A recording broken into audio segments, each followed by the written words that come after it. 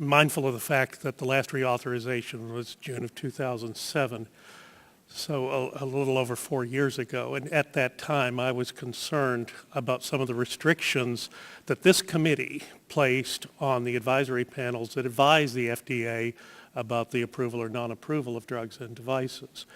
And one of my concerns was we didn't follow the Institute of Medicine guidelines that no more than 40% of the people who are on the advisory committees have an interest in the product under consideration.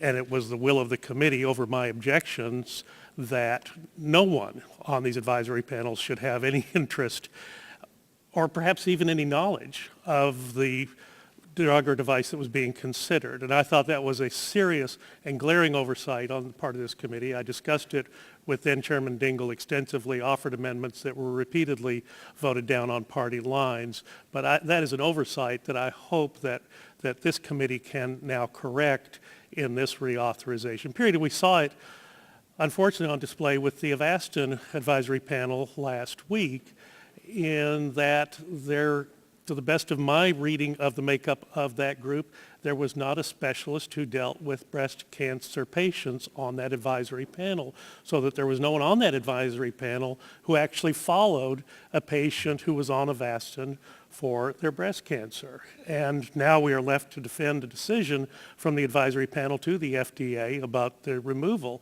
of that drug. And we're in a difficult position with Avastin because some people are apparently dramatically helped. Other people, the help is not so great.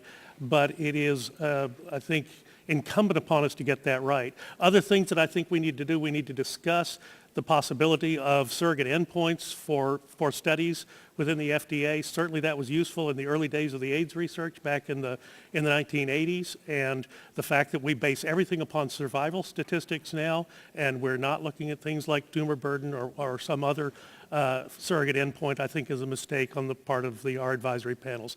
I thank the chairman for yielding the time, and I'll yield back the balance of my time.